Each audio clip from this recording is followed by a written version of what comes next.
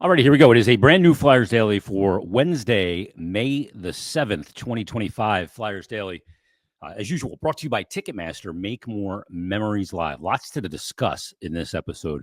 And we're going to just kind of have a discussion on kind of off the top of my head, but pull up a chair and let's just kind of have this discussion. I'll look forward to getting people's feedback either via my direct messages on Twitter at Jason Myrt or my email, jason.myrtetus, Myrtetus, at gmail.com.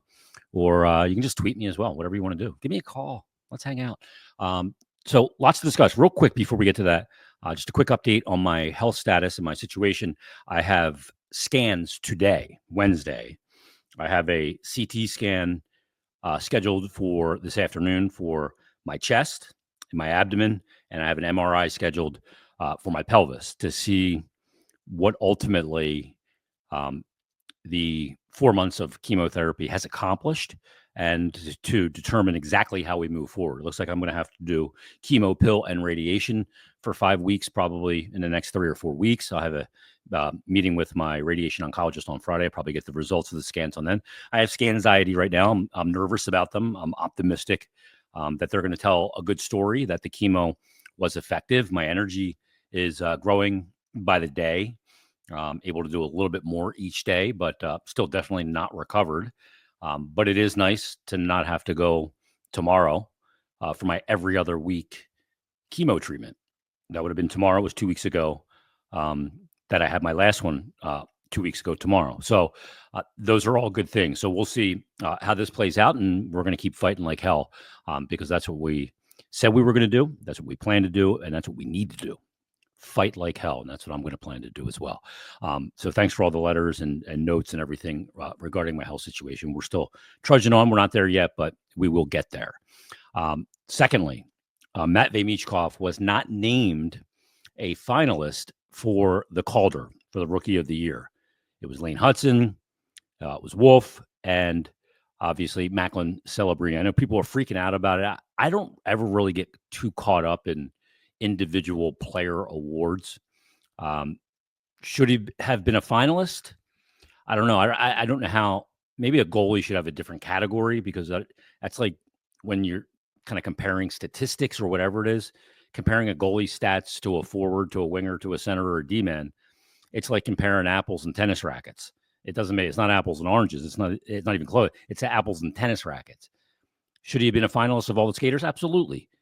5-on-5 points, led the league in rookie goals, all of that stuff. And I know, the Professional Hockey Writers Association does the voting on the Calder and the Rookie of the Year, and the conspiracies are out there. There's a Montreal Canadiens player in, so naturally he's going to get a lot of favorable votes. Fact of the matter is, no matter what, whether Mishkov should or shouldn't have been in the finalists, Lane Hudson absolutely should have. I think he's going to win the award.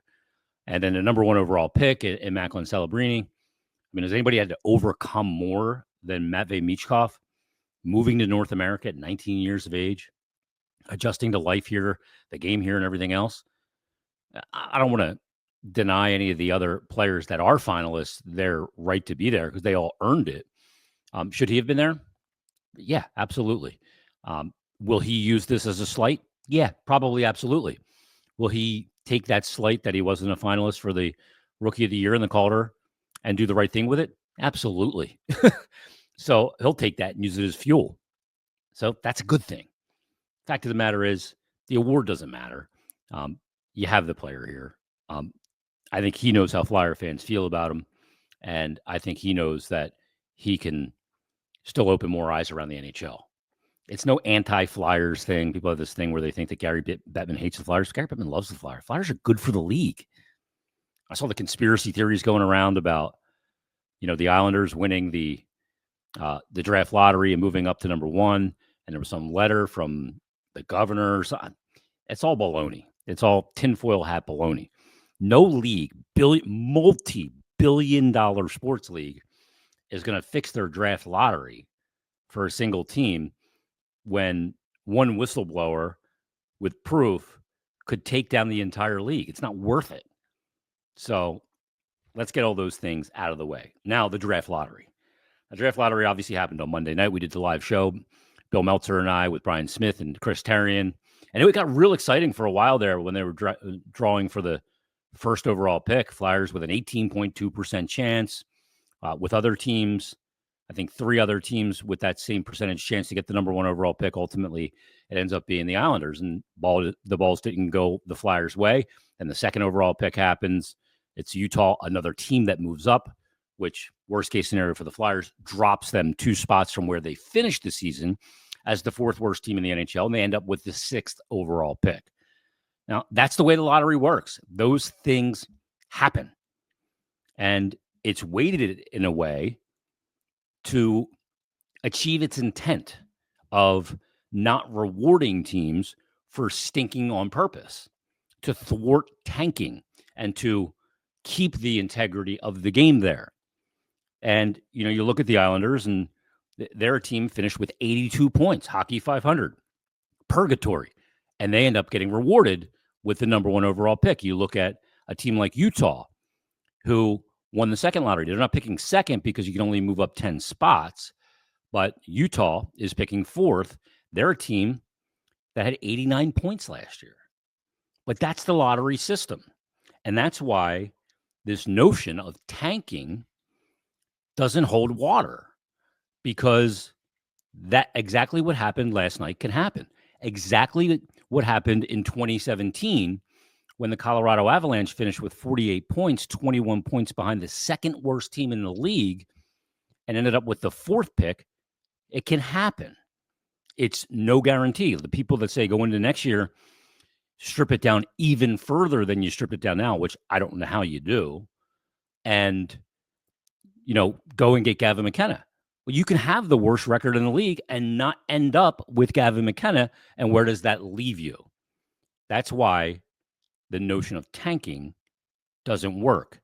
Because if you want the Flyers to be worse next year than they were this year, and believe me, they were pretty good distance away from being the 32nd ranked team in the NHL or the 31st ranked team in the NHL.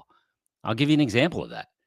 The worst team was San Jose. They had 52 points. The Flyers had 24 points more. As miserable as this season was for the Flyers, they had basically 12 wins more than San Jose.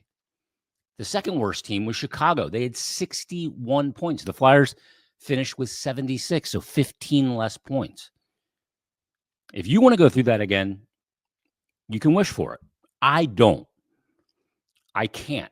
I don't want to continue down this road for, a 1 in 5 chance at landing Gavin McKenna. So you go down that road. I need Matvei Mishkov not to be very good.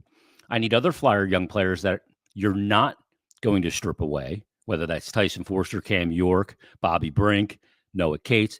I need them to all have a horrible year to get to the level where you finish with 52 standings points. You need all of those guys to regress. To me, can't do it. And this year's lottery with 2 teams that were out of the, a team with 82 points and a team with 89 points end up winning the actual lottery is case in point. So it is what it is. I get the disappointment, and I was disappointed too. As this thing built up and there were 2 balls and the Flyers were still in the mix to get the number 1 over. Did I want it? Absolutely, I wanted the number 1 pick. Obviously, to pick number 1 and all the options you have there, whether it's Schaefer, Misa, whatever. But for the symbolic nature of it was why I really wanted it. Now, what do I mean by that? Just that so Flyer fans can feel like something good can happen. There's this vibe around the team right now, and particularly on social media. And I know it's social media, it's not real life, but it's a lot of this. And just the constant negativity of everything Flyer. Like I had people in my mentions telling me Jones and Briere screwed up the NHL lottery. Like, what did they have to do with the New York Islanders winning it? You know what I mean? That's the lottery. That's what can happen. When the Flyers did get lucky and moved from 13 to 2, nobody was complaining about that. Now, in hindsight, you complain about it because they drafted Nolan Patrick, and it was a mistake in hindsight. But the constant negativity, I'm a firm believer that negative thinking or always being negative garners negative results. Sometimes you got to be positive. And I know it's hard to be positive right now when since 2012, the Flyers, they went to the playoffs from 2000, basically 14 every other year, got knocked out in the first round, except in the bubble. They moved on and, beat the Montreal Canadiens, who wouldn't even have been a playoff team. So I get it. I get that negativity. I get why there's this recency of scar tissue from 2012 till now. Now, before that, the Flyers are one of those teams that was pretty much always in the mix to be a playoff team and possibly a contender for the Cup. Went to the Cup final in 2010 and, many years going to conference finals, but that hasn't been the case of late. And I think it's important that we be real about it here. Since 2012, they haven't managed the cap properly over a couple of different general managers. They haven't drafted incredibly well. There's some very big misses in there. Whether you look back and, you look at certain years, and I'll bring up the Flyers draft history here. In hindsight, it's easy to look back and go, Flyers should have taken this guy and not that guy. Well, of course, you look at guys that are, like David Pastrnak and where he was drafted, or you look at guys, that you took in certain drafts, like when they took, for example, German Rubtsev, 22nd overall in the 2016 draft. You can look at those situations. In the 2016 draft, when they took Rubtsev, guys that were taken after him, Tage Thompson, being a great player now for Buffalo, big center. Trent Frederick was taken in that draft. Wasn't a particularly great draft. At the top, you had Austin Matthews. Pierre-Luc Dubois was 3rd overall. Patrick Laine. Puljujarvi was taken 4th. Vancouver took Olli Juolevi, who's only played 41 NHL games. 6th in that draft, however, where the Flyers are picking in this one, was Matthew Tkachuk. Sign me up for a Matthew Tkachuk. I'm all in. Look at the 2013 draft. The Flyers had the 11th pick in that draft, where Nathan McKinnon went number 1 overall. Barkov went number 2. Well, 2 great top picks. Drouin went number 3. Has he lived up to the hype? No. Seth Jones was number 4. Elias Lindholm was number 5. And Calgary drafted Sean Monahan that year, 6th overall. Ristolainen's taken in that draft at 8. Val Nichushkin, Bo Horvat's in that draft. The Flyers ended up taking this hulking defenseman, Sam Morin, who's only played in 29 NHL games. Who was taken after him? Well, you can go all the way down to 20th and go Anthony Mantha. You could go Burakovsky was taken after him. Shea Theodore in the first round. Ryan Hartman was taken in that draft. But you look through the drafts and you can go, in hindsight especially, boy, this is a huge mistake. Here, and here. They haven't drafted well enough and consistently enough. Absolutely. And look at the 2017 draft. Now, you go into that draft, and it was for years leading in, it was the Nolan Patrick draft. And then his last year in Brandon, he had some injuries, so it dropped him to number 2. But that draft was thought of as the Nolan Patrick draft. Like this year's draft was talked about for a while as the Hagens draft. Now, Hagens has dropped a little bit. He sure ended up going number 1 in 2017. Then we know what happened after. Miro Heiskanen, Cale Makar, Elias Pettersson. Eventually, at 8, Middlestat was taken. You look, Owen Tippett was drafted that year, 10th overall. Martin Necas went 12th to Carolina. Nick Suzuki was drafted 13th by Vegas. I like Nick Suzuki. It's a good player. You look at some of the other players taken there. Timothy Liljegren was taken in that draft by Toronto, 17th. Philip Hedl is in that draft. Ryan Palinghouse was in that draft. Jake Ottinger taken in that draft. 1 pick before the Flyers took Morgan Frost at 27. So we can look back, but let's admit the mistakes. There have been drafting mistakes and development issues since 2012 until now. Maybe even before that. Some of that bleeds forward. Flyers have made mistakes. They have signed some bad contracts. Go back to, I can't even remember his name at this point. The Flyers defenseman Andrew McDonald, and the contract they signed him to after they acquired him from the Islanders. Yeah, there's been mistakes, and they haven't put themselves in a position, and for the era that's run from 2012 and until where we are now, it's been earned how they got there. Let's not take them off the hook, but let's not repeat those mistakes going forward. You do have a new regime in there, and Danny Briere and Keith Jones with Dan Hilferty. Then you had at the end of Paul Holmgren into Ron Hextall, into Chuck Fletcher. But they got into this mess by their own doing, by mistakes they made, evaluations that proved not to be good enough.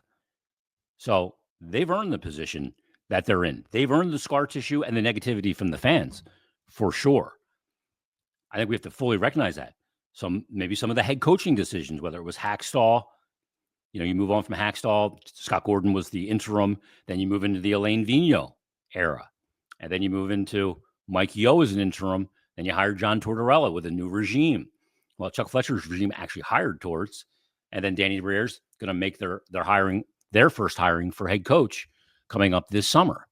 Got to get that decision right. All these pieces go into it. I go back and I look at the 2018 draft, Jay O'Brien. It was a wild swing at 19th overall. Hasn't worked. He hasn't come close to sniffing an NHL rink unless he bought a ticket. So that's a pick that you had 2 first-round picks that year, 14 and 19, Farabee and O'Brien. Hasn't worked out. You can go back to 2019, go Cole Caulfield. They passed on him not once but twice, moved back and drafted Cam York. I think the jury's still out there in total. We still need to see more, but Caulfield doing pretty darn good. His team made the playoffs this year, and you measure it against Cam York and Bobby Brink. There's, elements of that where you can question it. You can look at the draft in 2020. They took Forster, who's already played 166 games. They took Andre with their second round selection, 54th overall. Elliot Denye, his brother's in this draft coming up, might be there when the Flyers draft. Has played 40 NHL games, but he looks further from the NHL than he ever has now at this point again. So, look, they've made mistakes. Cutter Gauthier said he was born to be a Flyer when he joined me on the draft floor that night. So they have earned all that. And I was thinking about this yesterday. There hasn't been, as I'm watching these playoffs, and they're bananas, the playoffs, right? The building in Winnipeg the other night, what happened in Dallas over the weekend. We see it in Toronto. We saw it in Montreal. We see it in Carolina and Florida and Tampa and all over the league, how electric these buildings are in the playoffs. We haven't seen a home playoff game in Philadelphia, damn it, since 2018. Because the last time they made the playoffs, 2020, was the bubble. So we haven't had that in Philadelphia now in 7 years. So I get being angry and pissed off and having scar tissue. I understand. But seeing the same repetition online, the same gripes day after day of negativity, sometimes I got to just shut it off. It's like I just can't keep hearing the same complaint over and over again. And being negative about every possibility of a move that may or may not happen because of the past. I get it. You have to be mindful of the past to not repeat those mistakes. But geez, bring a little positivity to the equation sometimes. Now you got to earn the positivity. I get it. But sometimes you just need to be optimistic to get a positive result. And look, last night or Monday night in the draft lottery didn't do anything to bring that optimism. The whole point of all of what I've just said is that moving up in that draft lottery would have brought a kind of a signal that good things can happen for the Flyers, that everybody would be behind if they would have moved up to number 1 or number 2. But it didn't happen. The opposite happened. They moved back to number 6. So it feels like the black cloud still has its hooks in the Flyers that's been following the team around since 2012. Now, what are they going to get with the 6th overall pick? I don't know. I'm not a draft expert. I read a lot of the draft experts. I read, the rankings from Craig Button or all the different outlets. I don't have eyes on these players in particular in person, which is really important. I don't just watch their YouTube highlights and make judgments on them. Hockey is more than just your highlights. Sometimes I want to see what a player does, what he did in a certain situation when they got scored on. Where was he on the ice? What were the decisions that he made? How did he account into it? And I think another thing people have to keep in mind when it comes to the evaluation for NHL teams on where to draft a player is there's an element that we can't find out, that we don't know. It's an element that is not measured in public or advanced analytics or stats. It's the interview process. It's the intel and the digging you do about a player's coachability, about how a player shows up to the rink every day for practice, about how a player treats the other players in the room, how that player takes to coaching, how that player treats its medical staff, trainers, and equipment people. Those are things we don't know, but those things do matter when we're talking about an 18-year-old kid and projecting him to play in the best league in the world as an adult. We don't get to see those parts.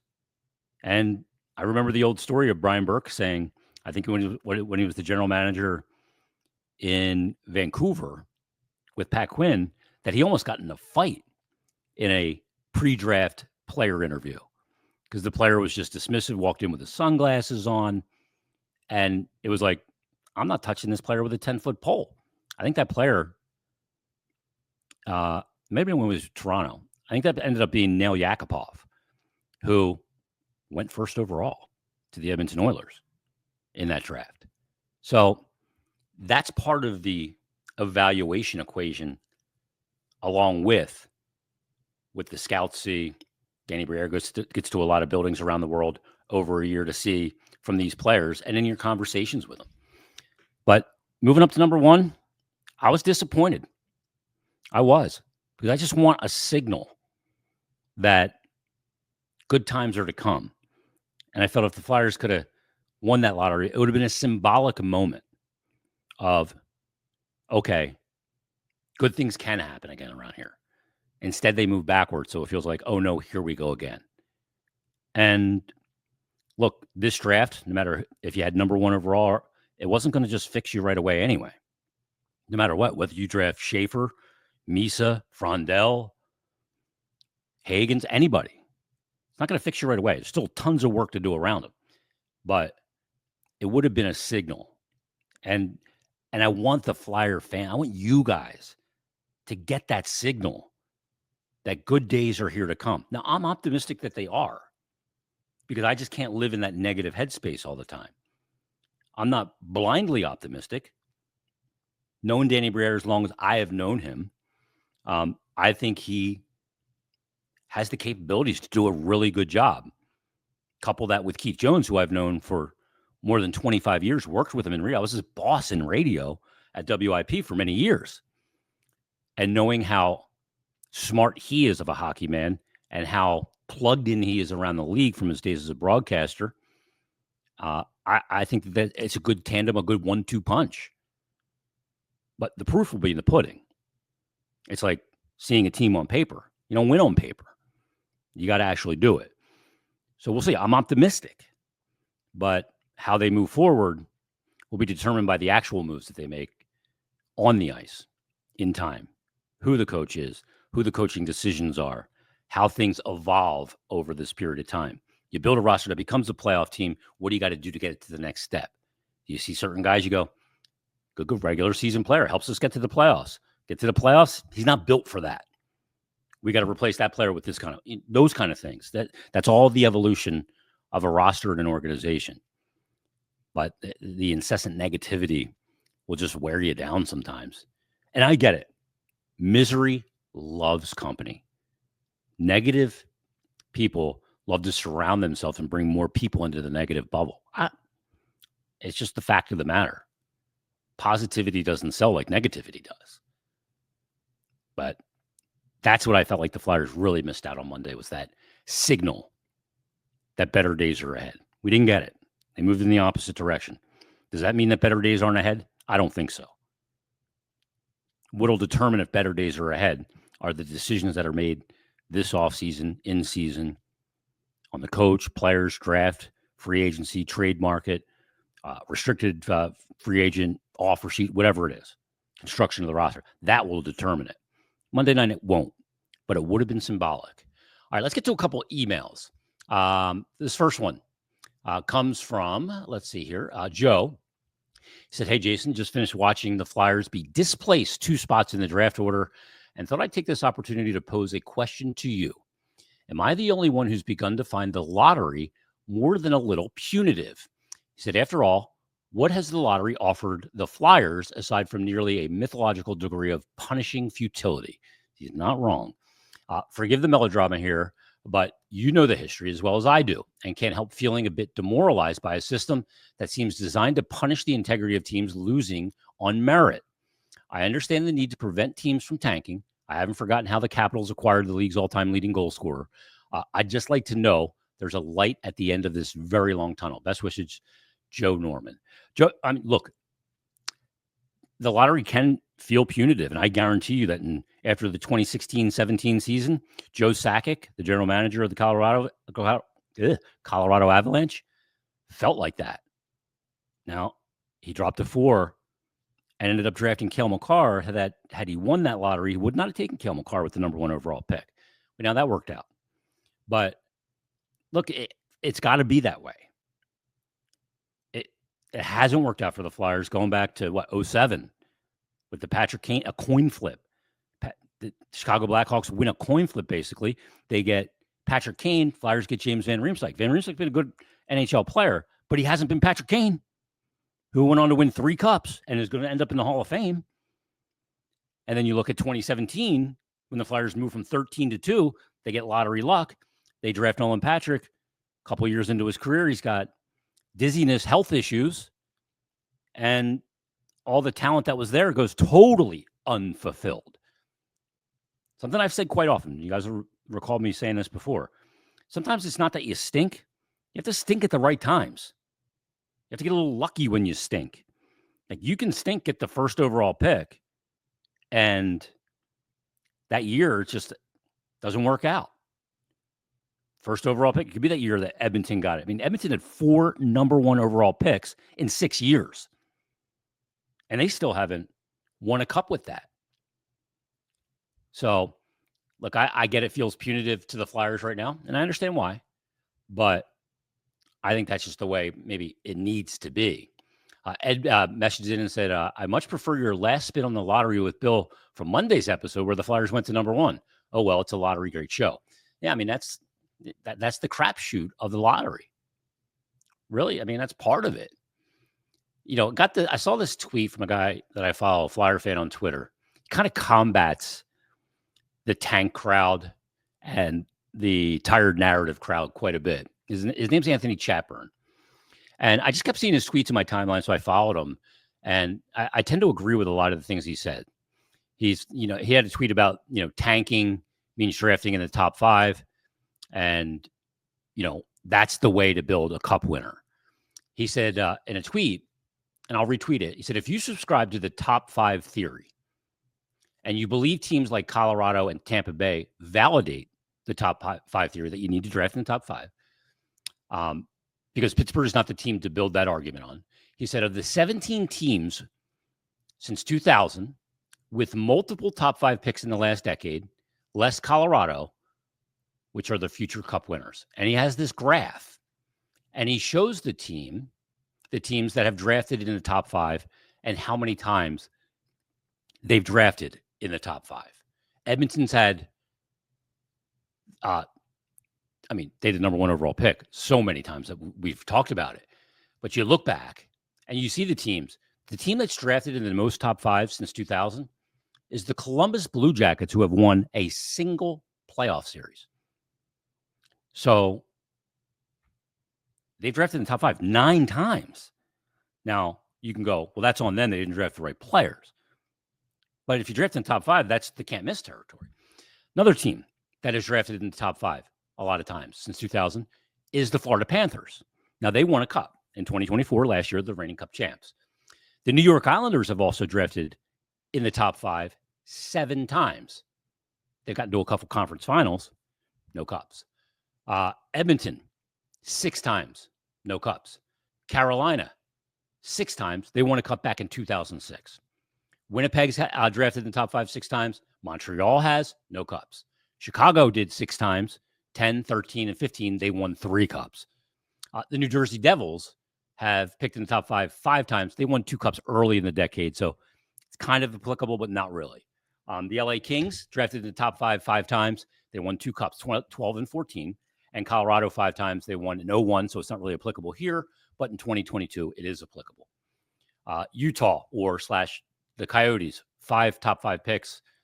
They didn't win any cups. Buffalo, 5, didn't win any. I mean, Buffalo's had Eichel at number 2, Rasmus Dahlin at number 1, and Owen Power at number 1. Anaheim picked 5 times. They're in the top 5. They have a cup in 2007.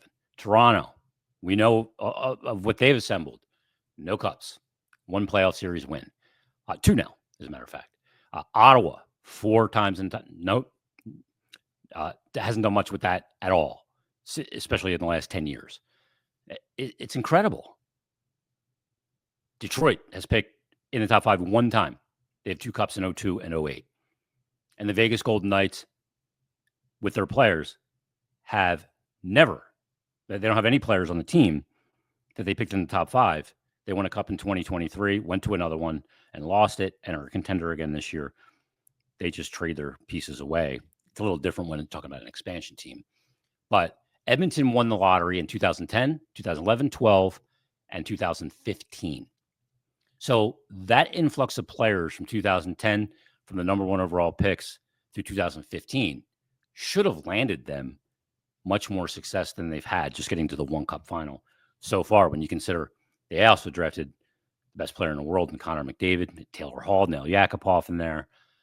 So Edmonton is a team that is one of those case studies, as is Buffalo. It's just bananas. Drafting in the top 5 is correlation, not causation, as Anthony Chapman says. So the Flyers have finished the season in the last 5 years 14th overall, 4th overall, 7th, 12th, and 4th from the bottom. They've selected 14, 5, 7, 12, and 6. You're chasing bad odds in a lottery system to try and move up. That's just the fact of the matter. So that's where we stand. All right. That's going to put a wrap on this episode. That was an interesting talk. I went on for 33 minutes. Holy cow. Everybody have a great Wednesday. We'll be back Friday, bringing another episode of Flyers Daily. Do me a favor. Send me a note either to my email, jason.myrtetus@gmail.com, or at jasonmyrt on Twitter. DM me or just shoot me a tweet of something you're optimistic about when it comes to the Flyers. Let's get some optimism going. We'll touch into that on Friday and much more. So join us then on a brand new Flyers Daily.